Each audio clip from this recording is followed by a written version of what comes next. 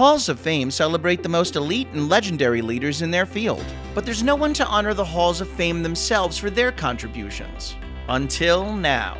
Join me as I tour the country, inducting these revered institutions into my own personal Hall of Fame of Halls of Fame. Along the way, I'll interview the curators and historians who fill these destinations with priceless artifacts and inspiring stories. I'm Bradley Barth, and this is Hall Pass. Today's Hall Pass grants us access to the NASCAR Hall of Fame in Charlotte, North Carolina, a city that's home to the historic Charlotte Motor Speedway and many of stock car racing's most famous teams. Since opening in 2010, the 86,000 square foot museum has welcomed 61 racing heavyweights as of 2023, with new inductees added each January. In this episode, I'll be riding shotgun with Kevin Schlesier, Senior Director of Museum and Industry Affairs. We'll talk about the museum's special nod to NASCAR's illegal moonshine origins and the evolution of cars, safety gear, and trophies over the decades. Plus, Kevin will act as backseat driver as he critiques my racing simulator skills. Ladies and gentlemen, start your engines. Kevin, I'm so glad I could be here today. Now, of all the sports that have their own Hall of Fame, there's probably none with a more unlikely and bizarre origin story than NASCAR. You know, there are quite a few sports out there that evolved out of, war games and things like that, but this is the only sport I can think of that evolved out of criminal activity. And to the museum's credit, you fully embrace that aspect of stock car history, don't you? Yeah, it's important to embrace our roots, understand where the sport came from. And certainly moonshine running was about 50% of the origin story. There was professional stock car racing going on before World War II, and there was also unprofessional stock car racing going on. And the brilliance of Bill France is that he was able to combine the passion of the moonshine runners and the cars that they were building with the professional level stock car racing that was already going on tracks like the Daytona Beach Road Course. So our origin story is an interesting hybrid of both legal racing and a little bit of fun racing and a little bit of illegal activity all wrapped up into one. Absolutely. And to celebrate the whole moonshine bootlegging history, you have a moonshine still that's built by Hall of Famer Junior Johnson, right? He got to start transporting bootleg liquor around the Appalachian Mountains, evading the police with his driving skills. Yeah, that's right. Junior Johnson is an inaugural class inductee, so he was in the class of 2010 in our first class, and his father was a moonshine distiller of illegal spirits up in Wilkes County, North Carolina. And then Junior, his son, did that as well for a little bit of a time, but then he also fell in love with automobile racing. And he was quite successful at it in the early 1950s, in the modified division especially. And the modified division at the time was using vehicles that moonshine runners were used to. They were running 1939 and 1940 Fords that were highly customized. So if you were building a good moonshine running car, of which 39 and 1940 Fords were good moonshine cars, they had big trunks, strong suspension, the great Ford flathead V8. So Junior was used to those cars and running them at speed and just as importantly, running them on dirt roads. And the tracks, the local tracks and the fairgrounds of the 1950s that NASCAR were running at were predominantly dirt tracks. So to see his story arc is just so fascinating because he goes from, the son of a moonshiner, and he does some moonshine running himself. He's arrested at least once. I can't remember if it's twice even. And then, he parlays this moonshine running career and his sort of natural born mechanical ingenuity and brilliance into joining the emerging sport of NASCAR. And he starts racing in the early 1950s. So NASCAR is about 5-6 years old. And he starts running in the local tracks up in Wilkes County in what was called the modified, well, still called the modified division now. So they were running pre-war cars. So he's used to those types of vehicles. And he parlays this into this really successful driving career in the modified division. He then moves over to the Cup Series where he's equally successful as a driver. And then he gets out of the car and he becomes an owner. And then, then he wins 3 championships in a row with driver Cale Yarborough. He's an extremely successful car owner for Bill Elliott through the 1990s, and then one of our first Hall of Famers. So he has this fascinating career arc. Yeah. So it's really neat. Guys like Junior are really an interesting part of the fabric of the history of the sport. Yeah, absolutely. And it even inspired a movie, The Last American Hero, I believe it's called. Yeah, it started as a Tom Wolfe article. He came down to do a spotlight on the South and moonshine running and NASCAR. And I think that I'm going to get the exact title wrong, but the title of the article is Junior Johnson, the Last American Hero? Yes. And then the movie is Jeff Bridges. Yeah. And it's based a little bit loosely on it. The movie takes a lot of liberties from the article, and the article is a very poetic version of Junior Johnson's life. But what moments like that do, whether it's that movie or Days of Thunder or other movies like that, is it helps put NASCAR in a more national spotlight. So to have an article like that in the 60s and then a movie like that, I believe in the early 70s, is really good for the growth of the sport. Yeah, and I had read another article recently talking about how some of the old moonshiners would do things like modify their vehicles to emit smoke screens or unleash oil spills or nails on the road to try to thwart the authorities from catching them. I almost feel like I would want to see that in an actual NASCAR race, like your modified division. Yeah. It sounds like a real-life version of Mario Kart with the turtle shells and the banana peels. I almost want to see that. Yeah, I don't think we're going to get there anytime soon, for sure. But again, the folks that were running moonshine in their cars, that was their vehicles and their mechanical ingenuity was the only thing preventing them at times from getting arrested. So it was a very important part of their moonshine career, and then it plays well into automobile racing. Your Hall of Fame features drivers, team owners, crew members, broadcasters, and NASCAR founders/executives. Is there a particular inductee who's your favorite, someone who's most meaningful to you? Yeah, so it's sort of like I've got 2 kids, and I'll never say which one is my favorite because they're different. And one of the joys of this job and overseeing the curatorial affairs department and the collections department is we strike to build really meaningful relationships with each of the inductees, or if they're deceased, the inductees' families, because our job is to honor them, to distill their story into an exhibit and a video, to celebrate them, and also to explain to our guests their relevance and their importance to the sport. So we've built so many great relationships with the first 61 inductees and now the upcoming class, the next 3, that it's hard to really say that there's a favorite or one that was more fun or more interesting, because we get to know them so well, and they all have really different backstories, and we reflect that in the exhibit. Some want to tell really personal stories. Some are about their on-track success. So we have cases full of trophies, and it's not right or wrong, but it's really different. And we've been welcomed into their homes and their garages and their shops, because part of this, what we do is a little bit of, Indiana Jones detective work, right? We know if somebody's getting in and they've got 4 championships, we have to tell that story. We want to tell, early success or late success or different things like that. And then when we meet with the inductees, we give them the freedom to talk and to imprint their own exhibit and their own story. And that started with the very first class. And that first class in 2010 set the barometer, or set the pace, to use a NASCAR pun, set the pace for what all of our inductee videos have become. So, for example, Teresa Earnhardt, Dale Earnhardt's widow, of all the artifacts, and we were expecting, Winston cups and different things like that, there was a pair of boots and there was a pair of Prada shoes. And that's nothing we would have asked for. And then we had to ask her, why is this important? And she said, Dale Earnhardt had his feet in 2 different worlds. He never left the farm. He never left his roots, and that's what the cowboy boots represent. But he was a shrewd businessman. He grew the sport. He was responsible for the expansion of it. And these Prada shoes were what he wore when he rang the bell at the New York Stock Exchange. Mm-hmm. So I want people to know the 2 sides of the Dale Earnhardt coin. Yeah. Betty Jane France, Bill France Jr.'s widow, said, here's one of his fishing poles. And I went, well, this isn't the Fishing Hall of Fame. What's the story here? And she's like, he loved his boat. He loved to be on the water. And when there was business to be done, he would invite people onto his boat and they would talk things over while fishing. And this is just a part of that story. And sure enough, when we had NASCAR drivers and executives come in and see the exhibit, they're like, oh, his fishing pole. I remember those meetings, and sometimes those meetings went well, and sometimes they didn't. So to this day, we always say, well, we want to talk about, if it's Jimmy Johnson, we want to talk about your 7 championships, of course. We want to talk about your dominance at certain tracks, Texas, Pocono, different things like that. But what do you want to talk about?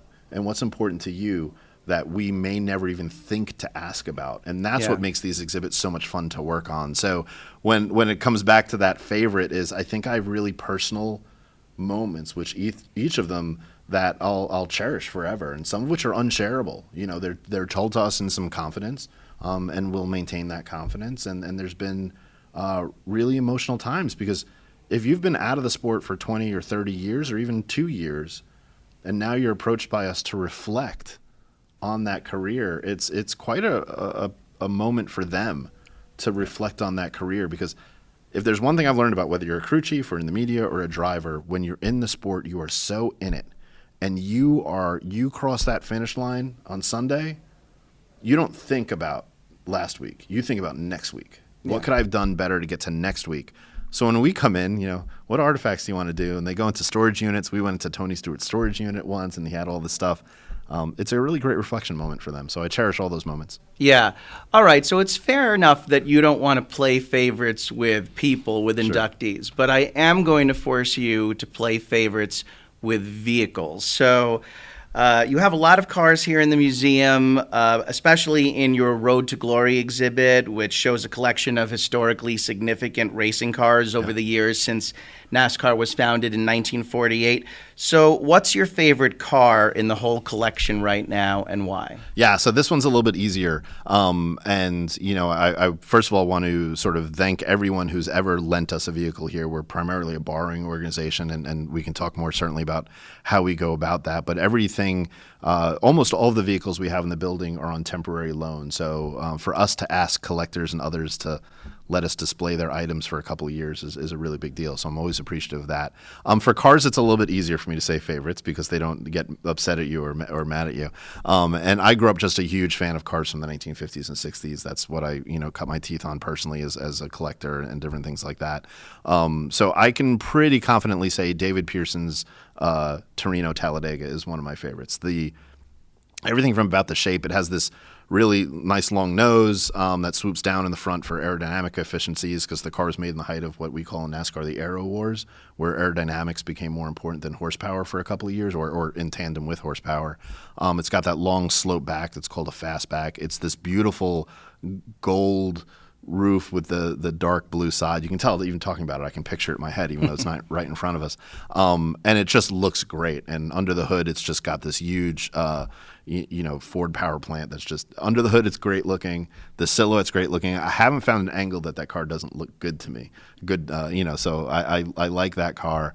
The Wood Brothers recently restored a car for us that's a convertible, and it's just stunning. So I wouldn't mind taking that around the block as well. Yeah. When you get to the more modern stuff, I like them and I appreciate them, but they're probably not something that you would find in my garage, my personal garage. Right. And then there's been other cars that I just have a little bit of an odd emotional tied to. First car I ever worked on and that I actually drove in high school was a car from the mid-'50s. And we've had some early 1950s Hudson Hornets in the building. And it was really great. We had one in the building. We had to move it around, so it was easier for me to get behind the wheel. And I immediately got in it and shut the door. And there was something about the sound of the door and the smell of the interior and the look of the dashboard. And suddenly it was, however many years ago when I was in high school, and those memories came fading back. I don't know if there's something they put in the seat upholstery or in the stuffing, but it smelled like that smell. It hit me like just a ton of memories. Yeah. So those Hudsons are always fun for me to be around too, for more personal reasons. But yeah. I would say that Torino Talladega is just a spectacular car. Yeah, for sure. I'm personally a fan of the classic cars myself. I like that style. It's very nostalgic.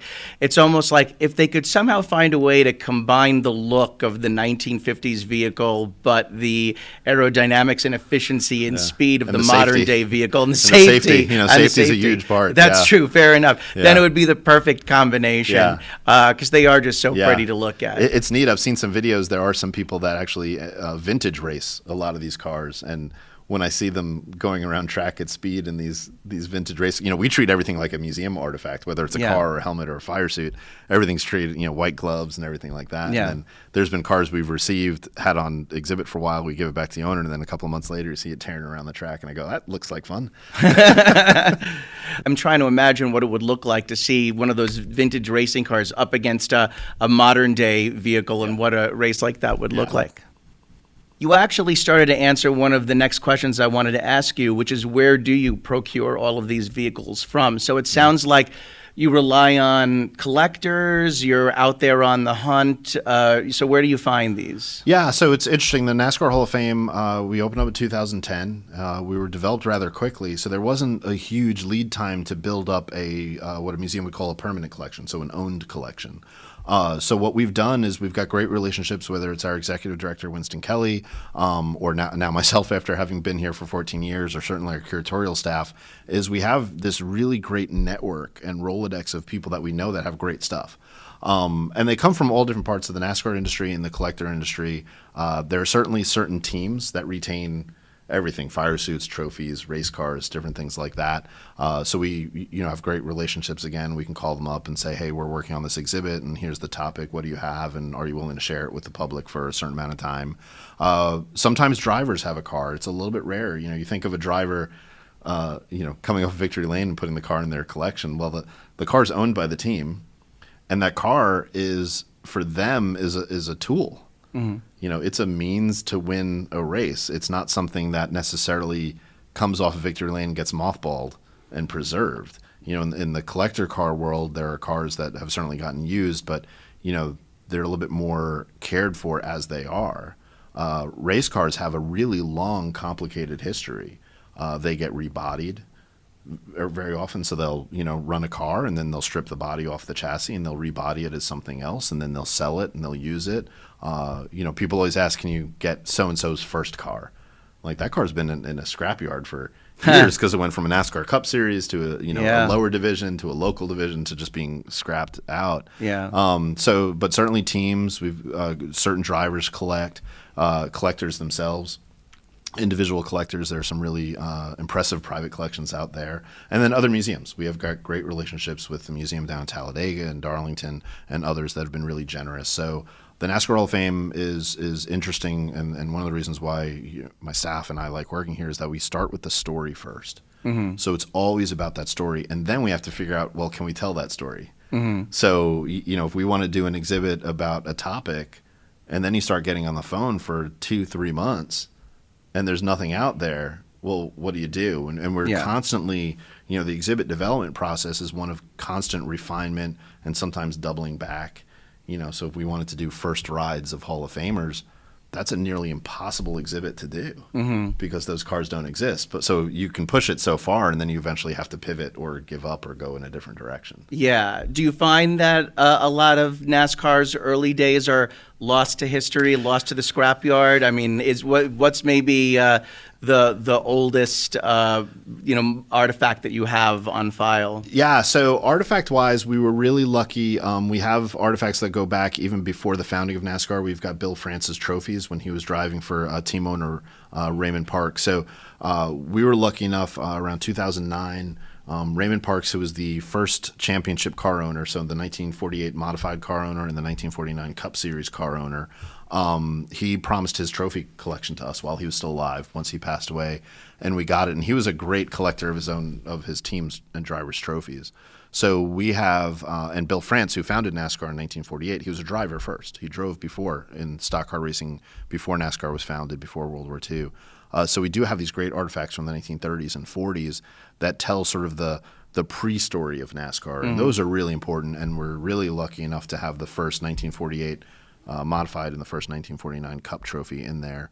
As far as vehicles, we did an exhibit on the founding of NASCAR in 1948 season, and it was great because one of the son of a driver had his dad's original car, but it was still just the shell and it was rusty, but it was really cool to bring in. I mean, it was just a really neat historic piece to bring in. So we've been lucky to find some things from the 40s and 50s and bring them in, but there is certainly very few documented original NASCAR Cup cars from the 1950s. They were just totally used up. There's Yeah. only one original Hudson Hornet that has documentation left, and there was fleets of them. Yeah. There's only one Kiefer Mercury. Kiefer was a big actually, it's a Chrysler. He owned Mercury outboard motors, so it gets confusing. So he had a fleet of Chrysler 300s in 1955, 1956, and there's only one left. The Henry Ford Museum has that out in Dearborn. So finding cars from the 1950s is really a challenge. It's now a challenge again because of the way that the current next-gen car is developed with interchangeable parts and chassis and body parts. So it'll be just as hard to do my job 50 years from now as it is for me to do my job now. Yeah. And that's just the reality of why are these cars built? Yeah. They are built to compete. They are built to be used up. There's that expression, checkers or wreckers, which means, win or wreck the car trying.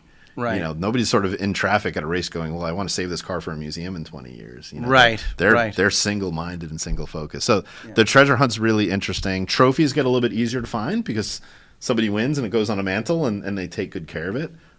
There are stories of drivers that tend to win a race, grab a trophy and hand it to somebody in the stands or somebody at a bar maybe the next night or something like that. So each story has its own challenge, but that's part of the fun of the job is doing that research and that treasure hunt.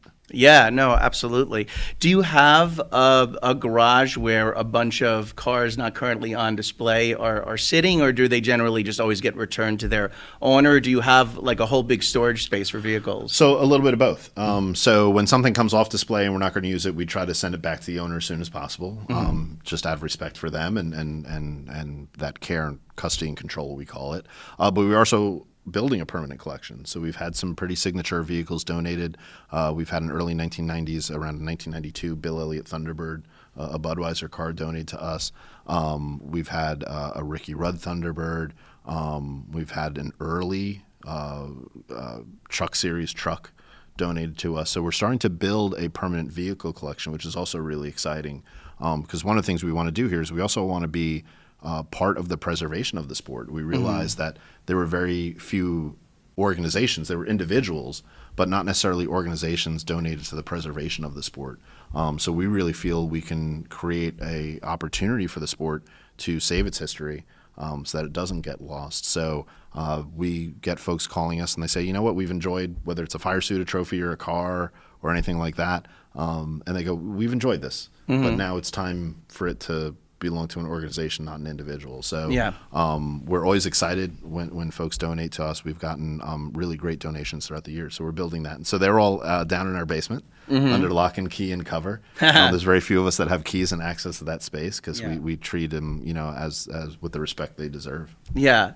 I do think it's great that in that Road to Glory exhibit, how you do have interactive screens where visitors can also see what the inside of the vehicles look like, so you can actually get a glimpse of what it would be to be the driver in some of those as well. So that's pretty fascinating. Yeah, we change out Glory Road every 3 years, and what we do is we also use a lot of guest feedback.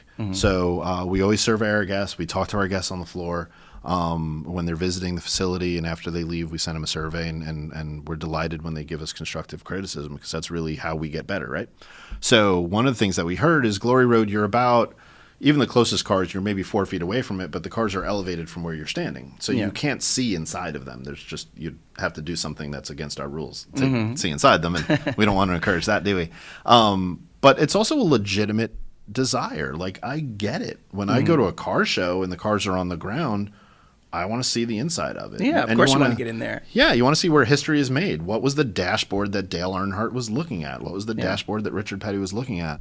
So 2 Glory Roads ago, so about 6 years ago, or maybe 7 now, we added kiosks on Glory Road with these big touch screens, and we now take 360-degree photographs inside of each one so that you can at least see a photo representation. So now you're looking at the actual car. You're only 4 feet away from the actual car. You can click on this kiosk, and now you can see inside the car.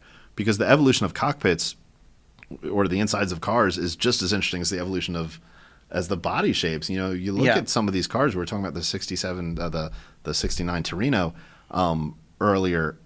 it's got 1 or 2 bars. It's got a lap belt, but, maybe a shoulder belt by that point. But some of these older cars just have lap seat belts, and they're not much different from the car that you were driving on the street. Low back seats. Yeah. And then you look at the more modern cars, and you're fully wrapped in a custom formed seat. You've got the 5 or 7 point safety harness. You've got digital dashboards.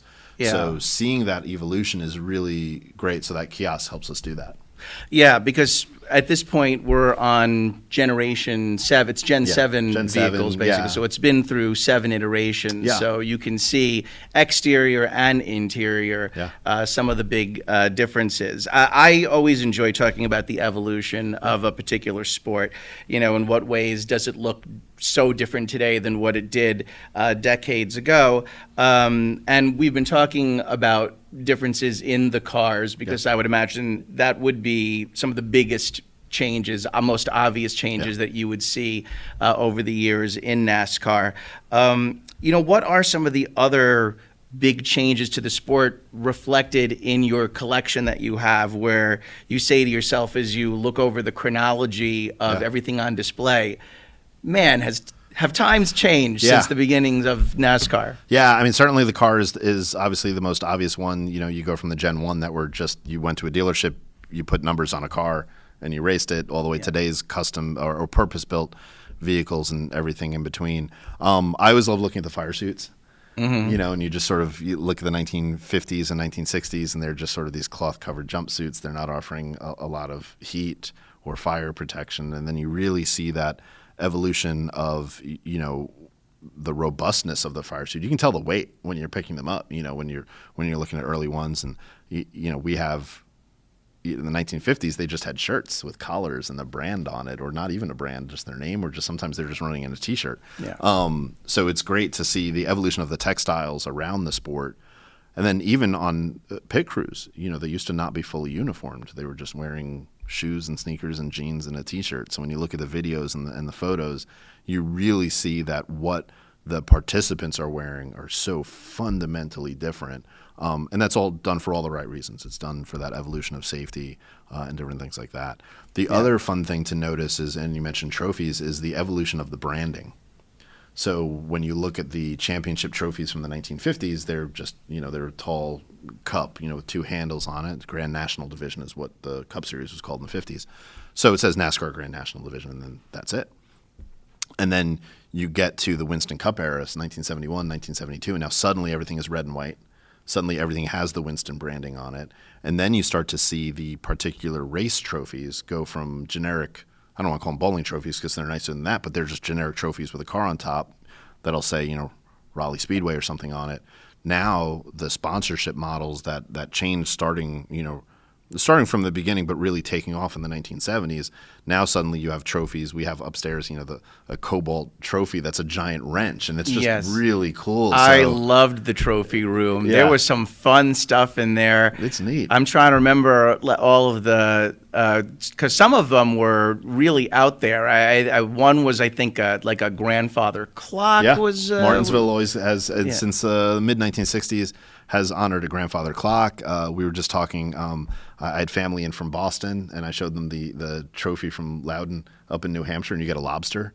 There was the lobster live in one. Victory Lane, and then I just showed them an article about it. It takes about 50 hours to mount for the taxidermist to do his thing to mount that. Yeah, there's some interesting ones. There's the gas can one. There's one that looks like a gas pump because it's from Iowa with the ethanol sponsorship. So. It's really neat to see them. So that evolution of the trophies that really go from, basic trophies, car on top, brass or bronze or something like that, to these real robust trophies that reflect either the geography of the track, the sponsorship of the race, or anywhere in between. So it's really fun, when you walk down an aisle in the basement, and you go, okay, you can tell just, okay, those must be from the 1950s. And then you get to the 1970s and there's, a little bit more wood in there. They really reflect that era, and they would look good in a rec room. If you were to do set design, that would look good in a 1950s living room. That would look good in the 1970s. So it's not that they're better or worse. They just reflect that time. Yeah. So, everything from the fire suits, and then, of course, pit stops, and we talk about that throughout the facility as well, is just, the basic tools that they were using, whether it was, back in the day, it was just a toolbox on the side of pit road, and now there's these giant pit boxes that have televisions and satellite dishes and all these other things that they need to do their job. So what's great is that the sport keeps evolving in all these multiple different ways. There's the business aspect through whether it's sponsorship or the growth of NASCAR. There's the car that we talked about, pit stops, fire suits, and then the tracks themselves. Yeah. So, NASCAR was predominantly dirt tracks when it first opened. Darlington gets paved in the early 1950s. You have Daytona International Speedway comes in 1959. You have these grand super speedways. So that evolution of the tracks and just how far it's come. And then just the fact that the track is part of the overall safety of it. The car and the driver and the track go hand in glove to make a safe event. Yeah. So seeing all that evolution come through is really interesting. Yeah, and you talked about some of the safety equipment, and this was something similar to what I experienced when I went to the Pro Football Hall of Fame and saw some of the old leatherhead helmets, and you have some old helmets, which again don't look like they do much good, some of the early versions, and I imagine that and the fire suits early on probably not as fireproof and safe as the equipment and materials that they make them out of today. Yeah, certainly. When we take everything from the car to the fire suit to the tracks, NASCAR's been on a steady progression in the evolution of its safety and making the sport as safe as possible. So it's really fun here at the Hall of Fame just to see that evolution and just to go, wow, in the 1950s they're wearing a leather helmet, maybe goggles, maybe not. And then you see that open face helmet era, and then you see now it's the closed faced helmet and all the safety that goes into it. Yeah. I don't pretend to even be a safety expert by any chance. So, but it's just neat to see that evolution and how it happens. And then there's these moments in time that create an urgency to it. And some of it's just due to, the speeds get higher, the safety has to increase. Right. All these different things that make it happen. Yeah. And make that evolution happen. Yeah. Well, certainly Dale Earnhardt, his death on the track was probably the tipping point. There had been several other prominent racers who had died within a short span of time, and that resulted in the Car of Tomorrow, which was, I think, a lot of people see as one of the biggest leaps in terms of safety in NASCAR history. Yeah, and certainly if you take the Car of Tomorrow and the safer barrier, those two things worked hand in glove. And, we do have on display, it's not open, you can't thumb through it, it's inside of a case, but the accident report, the crash report, NASCAR took that moment very seriously. Yeah. And, I won't speak for them, it wouldn't be appropriate, but you can see through that report that they took it seriously, and then the innovation, the development of NASCAR's R&D center, NASCAR ensuring that the next generation car was safer and that there was the right reaction to it and the progression towards safety. Yeah. All right, so on my podcast, I like to play some games with my guests, and one recurring game that I play is Superlatives, and that's just basically where I throw out some descriptor words to you, some adjectives, and you tell me the item that you have amongst your collection that best fits this description word. Well, this is going to be tricky. I like it. All right. So we're going to start. This one I call What Should I Steal? Because I'm going to ask you what's the most expensive item you think on display? Interesting. So I learned this when I first started my career in museums is the artifact's value is in direct relation to the attachment or the importance that someone has to it. Mm-hmm. So there are certainly things that are replaceable. So if it is one of 10,000 die cast made that year and it gets gone, it's replaceable. In the artifact world, once it's gone, it's gone. So therefore the value is actually zero because you can't put a price on it. It's truly the definition of priceless. So if I stole Thomas Jefferson's desk from the Smithsonian, and I burned it, which I would never do, no amount of money in the world could replace it. Right. I could give the Smithsonian $20 billion and it doesn't matter, it's gone. So I think in terms of the value of something, I wouldn't even know where to begin in terms of that. I certainly know there are things I wouldn't mind on my mantelpiece, and maybe that's a different way to roundabout answer the question. I think having the first two championship trophies here at the NASCAR Hall of Fame is so important. Yeah. And to have them together, because it started in 48 with a modified division. The Cup Series didn't come in until 49. Those two trophies 75 years ago could have gone their separate ways or just gone. They could have been tossed. They could have been lost. If you think about in 75 years, I mean, I couldn't find a pen that was on my desk this morning that had just moved over here. So to retain 2 trophies in like new condition that are that important, and they stayed together for 75 years, and now they'll be together forever at the NASCAR Hall of Fame, to me, that has such historic value that I think those 2 trophies together are how I would answer that. Yeah. Are there values placed on the vehicles? Is there the most expensive vehicle? No, we really don't. We have to for insurance purposes when we borrow something. So let's say you were to lend me a vehicle. We ask the lender what is the approximate market value in case of a loss. That's getting really nerdy into museum stuff. And sometimes owners they don't know, and then you just write current market value, which means if God forbid there were a loss, some insurance adjuster would come up with a calculation of what it is, and others know, well, they just bought it, so they know what they paid for it, or they know how much they put into the restoration of it. But the market, the collector car market is always in flux, and the race car market is the same. So what might be valuable yesterday might not be today. Yeah. Different things like that. So we don't appraise the permanent collection per se. We operate like other museums that have an umbrella policy and all that's getting into museum nerd land, but it's important in our world to know that. But we haven't had. I can say that one of the more interesting cars that we had in here that I hadn't thought about is we did an exhibit celebrating Team Penske's anniversary. Yeah. And we not only had stock cars, we had cars from their other forms of motorsports. And they rolled a car in here, and it was very, very valuable. I mean, it had 6 zeros, and I can't remember the number that was in front. But they said, by the way, that's what it would take. That's beyond its historic value. That was literally like the value of the race car itself. Forget even adding provenance or the history behind it. And I just went, that's scary. Yeah. And I can't remember the year off the top of my head, but that was an interesting one. And we've had race cars that come off of auction houses and come in here on display that are in that 7-digit realm. And then there's been cars that to me that have been so important and so historically significant that are the market may not be as hot on them. So that monetary value is a real challenge. Yeah, interesting. I was just at the Peterson Auto Museum in LA, and they had the very first Ferrari ever, and I think that was 8 figures, if I remember correctly. Yeah, and the interesting thing when you're dealing with whether it's Ferrari, Porsche, whatever it is that you can benchmark things a little bit easier. Even if it's one of one, because there are one of one Ferraris, so I don't mean to be dismissive of that. It's a little bit easier to benchmark. I find with race cars they are only worth what 2 people are willing to spend on it. If 2 people want something and they have the means, they'll fight over it, and the person with the biggest pocket gets it. If nobody wants it, then it's a different deal. Yeah. All right. What item was the most difficult to attain? Something you had to really jump through hoops to get?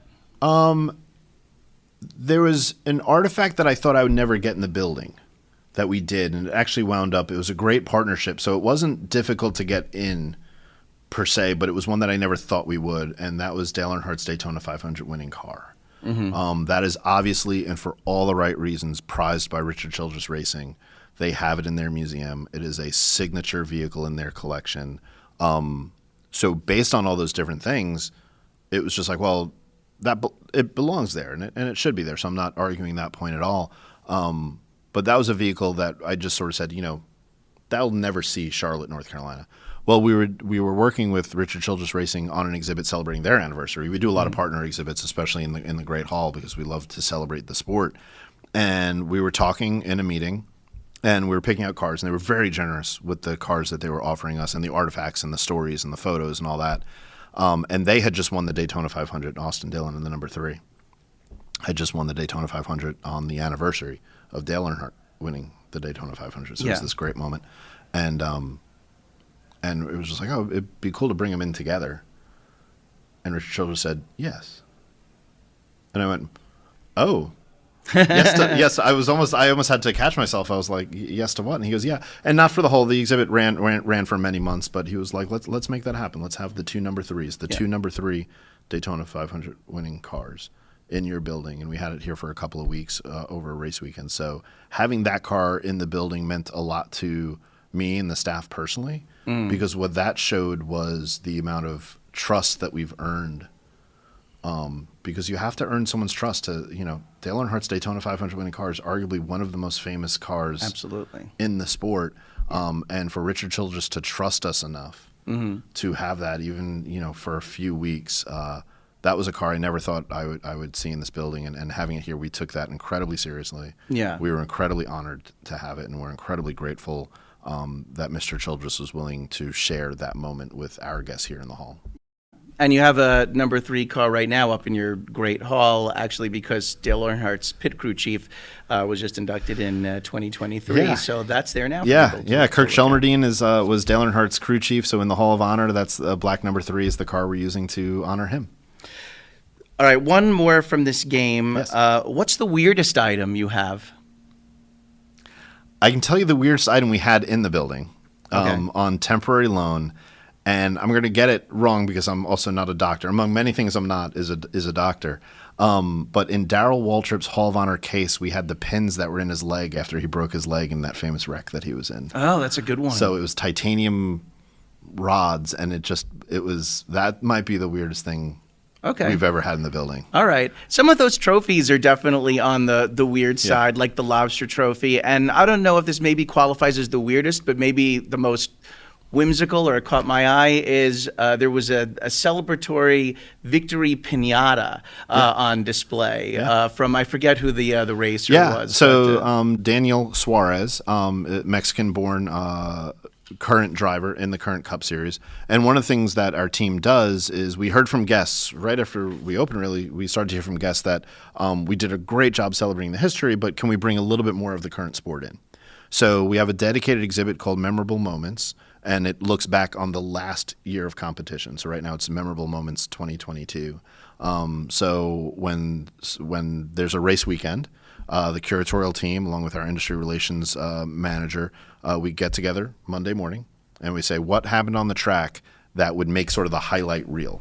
So some of it's predicting, okay, if it happens in March, is it going to still be interesting in November and December or next year? So certainly Suarez winning his race as a very proud Mexican American, he had a piñata that he smashed next to his car when he won the race on TV, and somebody saved it. Somebody from the team grabbed it and put it in the truck. So when we called and said, what can we have from the race? They said, we have the piñata. So we said, great. So we put that in the case. Yeah, that's awesome. Yeah. It's interesting to see how each Hall of Fame represents their inductees. You have 61 in all as of 2023. The Pro Football Hall of Fame has busts. Baseball has bronze plaques with inscriptions.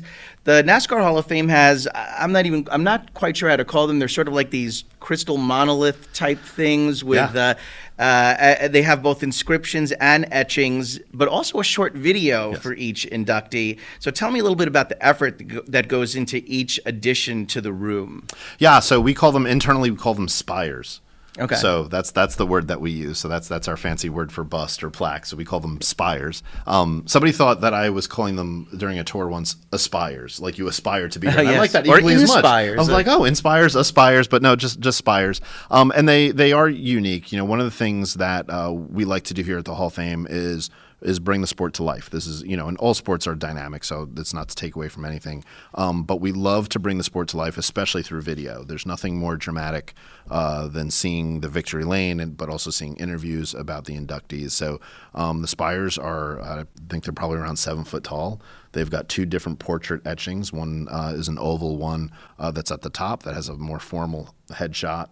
And the one at the bottom is a little bit more casual. So if you're a crew chief, you might have headphones on it with their name etched on it and their signature on it. And we look at the spire. The spire has to answer the very simple question of why are they worthy of being an inductee?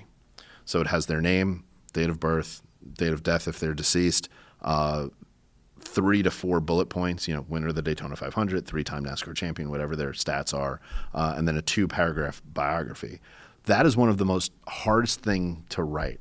Because if you take an inductee's life, and I'm sure this is true of every Hall of Fame, it's not unique to us by far. Yeah. If you take anybody's career and go, you have 100 to 125 words. You got to boil it down. To target, because that room has to target the super fan. Mm-hmm. So if you right now are a super fan of Matt Kenseth, who's up in our Hall of Honor right now, he's class of 2023, and we want to wow the superfan. We want to do right by the superfan. We also need to address those who may not be familiar with who Matt Kenseth is. We get tourists in town that are coming to the Hall of Fame for looking for something to do or to learn about NASCAR, so we have to do that. The most stressful part and the most challenging part is we also have to do right by Matt. So when Matt sees the exhibit for the first time, we need to make sure that those 2 paragraphs are going to please Matt. And then the video is about 3-minute video that highlights the career. So when you add the text and the video and the portrait, our goal is to really answer why are they worthy of being a NASCAR Hall of Fame inductee. Yeah, and you have large collections of artifacts from the 3 most recently inducted members. So you mentioned Matt Kenseth, also racer Herschel McGriff, who still competed at the age of 90. Very, very impressive. Yes. And then we had also mentioned before Kirk Shelmerdine, the crew chief for Dale Earnhardt. All right, so you have some very fun interactive exhibits on the second level. You have a pit crew challenge to see how good of a pit crew member you could be. You also have a racing simulator. And knowing this, Kevin, I had asked if you could join me prior to the interview to actually watch me run the race so you could critique my driving. So for those watching the podcast, you'll see a few clips of me stepping into the vehicle. I did try it 2 days ago as well. There's also a sort of a qualification practice round. I crashed every single time. It started actually making me paranoid when I was driving my rental car around the Carolinas. Like, maybe I don't know what I'm doing anymore. So I thought it was going well for the first 30 seconds. Of course, somebody distracted you and you weren't watching. Of course. I missed the golden 30 seconds. But how did I do? Where did I go wrong? Because I finished 10 of 10. Well, one of the things, and just to segue, we've been talking about history the whole time. One of the things that we also want to do is make sure that we explain how the current sport works, and what better way to do that than a simulator? Yeah. So video games. There's 2 types and I'm not a huge video game person, but video games that are fun, and then you have simulators that are more realistic. We very purposely went with a simulator. We use iRacing software. iRacing is an online NASCAR sanctioned competitive racing league. So don't worry, you can do it at home. You can subscribe and really practice a lot. So the simulator uses that, and it is truly a simulator. The car behaves how a Cup car will behave. It knows the track, it knows the suspension setups, the throttle response, and all those different things. So the challenge with the simulator is it's a lot. It's the challenge of driving a race car. So when you came down, I watched you at one point. You were on the banking, and obviously the car wants to be on the banking. The banking helps you turn. It through science makes the car stay to the track and make that turn. And I saw at one point, I think somebody was trying to pass you, or you were passing somebody who had stalled out a little bit, and all it took was your front left tire just to dip into the flat part of the track, the apron, and as soon as you went below that white line, you spun out and went into the wall yourself. So it proves how, you call it the racing groove or the width of the track. It proves how important it is and how much the car reacts to the track, how much the car reacts to your competitor, and then how much your brain has to process so much information so quickly. You're in the simulator for about 5 minutes. And I know I've done it in 5 minutes, and I get out and my heart's racing, my fingers are tense, and I'm sweating, and I go, I'm in air conditioning and I did this for 5 minutes. If you're doing this, if you were in Darlington last weekend at the 500 and you're doing this for hours in the heat, I think one of the things that our simulator does is, yes, it's fun to do and everybody gets a good time, but also gives our guests the appreciation of just how hard it is. Yeah. For stick and ball, I know that I can't hit a fastball. I've tried to swing a bat and I can't.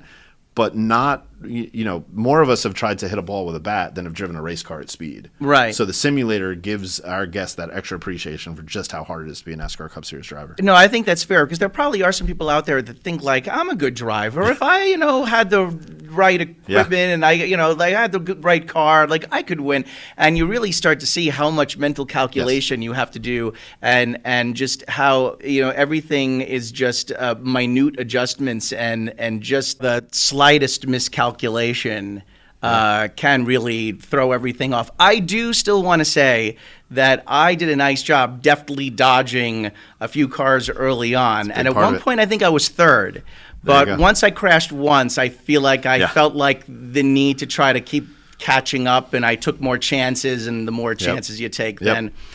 But, the thing is, too, about these simulators is that a lot of professional drivers also use video games or simulators to actually hone their skills or to practice a certain course that they know is coming up. Absolutely, and there's been drivers that have transitioned out of iRacing or other simulator experiences to become professional drivers. So, the more track time you can get, and as long as the modeling of the simulator is accurate with the car and the track, they're really valuable tools.